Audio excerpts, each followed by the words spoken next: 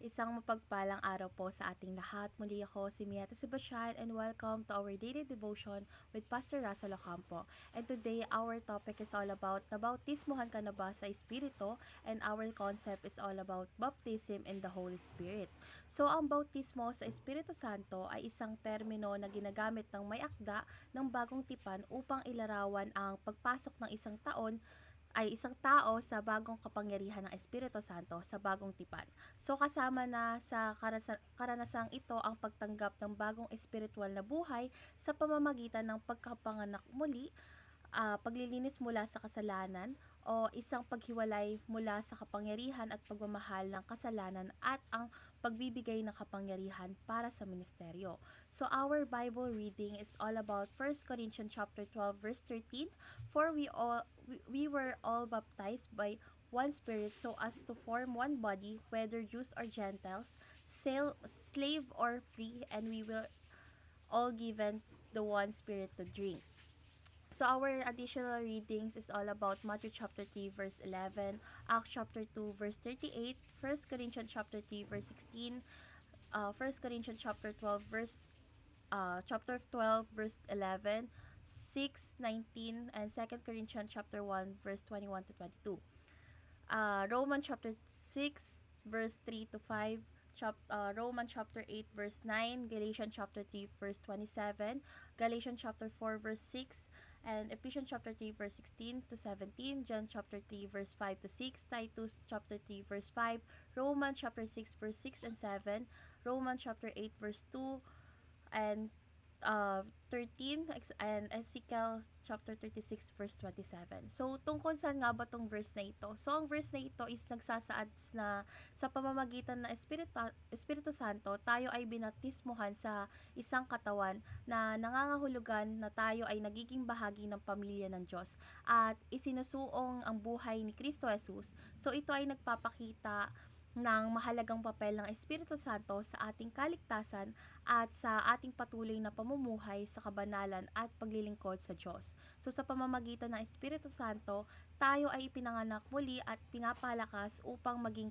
matapat na mga saksi at lingkod ni Kristo. So ngayon dadako na tayo sa ating teaching. So yung first teaching is the indwelling presence of God. So, ang bautismo sa Espiritu Santo ay ang pagtanggap ng Espiritu ng Diyos na nananahan sa atin. So, ito ay isang personal na relasyon sa Diyos na kung saan ang kanyang presensya ay nagpapatatag sa ating pananampalataya. So, sa pamamagitan ng Espiritu, tayo ay may direktang ugnayan sa Diyos at natututo tayo mula sa Kanya. So, ang Espiritu Santo ay nagsisilbing gabay natin sa ating paglakad sa buhay ng Kristyano. So, hindi natin ito matatamo sa pamamagitan ng ating sariling lakas, kundi sa pamamagitan ng pagpapagalak ng Espiritu sa atin. So, second, it is a bondage of breaking moment. So, ang bautismo sa Espiritu Santo is nagdudulot ng kapangyarihan na naglalabas sa atin mula sa pagkakabihag ng kasalanan. So, sa sandaling tanggapin natin ang Espiritu Santo, ang ating mga kasalanan ay nalilinis at tayo ay bibigyan ng lakas upang tumiwalag mula sa mga dating bisyo at kasalanan natin. So, ang mga tanikala ng kasalanan ay nawawala sa pamamagitan ng kapangyarihan ng Espiritu. So, pinapalakas tayo upang maging malaya at mamuhay sa kabanalan. So, kaya ang buhay natin ay nababalutan ng bagong direksyon mula sa pagkakabihag patungo sa kalayaan kay Kristo. So, our last teaching is it is the Spirit's enablement to live the life of Christ. So, sa pamamagitan ng bautismo sa Espiritu, tayo ay binibigyan ng kakayahan na mamuhay ayon sa halimbawa ni Kristo Jesus. So, ang Espiritu Santo ang nagpapalakas at nagbibigay kakayahan sa atin na ipamuhay ang mga turo ni Kristo sa araw-araw na buhay. So, ang buhay ni Kristo is hindi isang simpleng halimbawa na ating sinusunod, kundi isang buhay na isinasa buhay natin sa pamamagitan ng Espiritu na gumagalaw sa atin.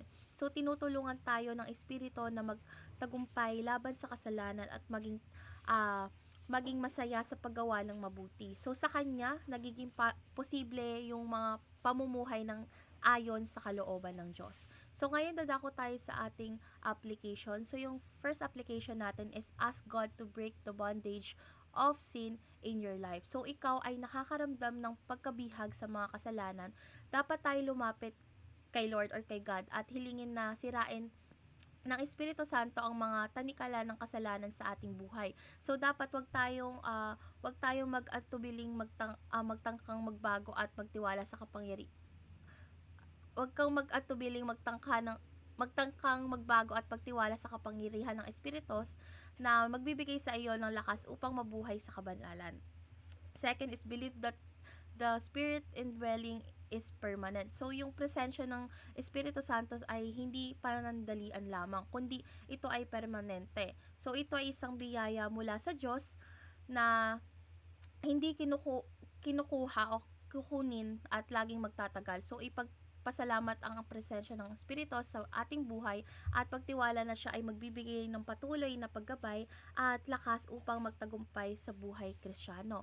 So, last application is carry the life of Christ by an enablement of the Spirit. So, dapat tayong mamuhay ng ayon sa buhay ni Kristo Jesus sa pamamagitan ng kapangyarihan ng Espiritu Santo. So, dapat maging magpakumbaba, maunawain at mapagbigay sa iba tulad ng halimbawa ni Kristo Jesus. So, dapat wag nating kalimutan na sa bawat takbang ng ating ginagawa, ang Espiritu Santo ang siyang magbibigay lakas upang magtagumpay tayo at maging tapat sa Diyos. So, ngayon dadako na tayo sa ating last part, which is our discussion. And our discussion tackles about how does the Spirit indwelling enable us to live the life of Christ. So, ang Espiritu Santo ay nagbibigay ng buhay at lakas upang masunod natin ang mga kalooban ng Diyos. So, sa pamamagitan ng kanyang pagnanasa sa atin is pinapakita niyang maaari tayong mamuhay ng isang buhay na ayon sa halimbawa ni Kristo Jesus. So, hindi natin kayang gawin ito ng mag-isa, ngunit ang Espiritu Santo ay nagbibigay sa atin ng mga katangian tulad ng pagmamahal, kapayapaan at pagpapatawad na siyang mga bahagi ng buhay ni Kristo Jesus. So, ito ay isang patuloy na proseso ng pagiging katulad ni Kristo sa pamamagitan ng kapangyarihan ng Espiritu Santo. So, sa pamamagitan ng Espiritu is nakakamtan natin yung bagong buhay na itinakda ng Diyos para sa atin. So, dapat tayo ay tinutulungan ng Espiritu na hindi sumuko sa mga hamon ng buhay at matutong magtagumpay laban sa kasalanan. So, ang buhay ni Kristo ay nagsisilbing ating gabay at ang Espiritu Santo ang nagbibigay ng lakas para sa atin na magtagumpay sa pagkakaroon ng buhay na maintegridad, kabanalan at kapayapaan. So let's pray po. Lord God, salamat sa Espiritu Santo na nanahan sa amin at nagbibigay sa amin ng kapangyarihan upang mamuhay ng ayon sa kalooban mo. Tulungan mo po kami na maging malaya mula sa anumang pagkakabihag ng kasalanan at magtagumpay sa pamumuhay ng buhay na ayon sa halimbawa ni Kristo. Lord God, pagkalooban mo kami ng patuloy na pagpapalakas at gabay sa pamamagitan ng iyong Espiritu. Sa pangalan ni Jesus, Amen.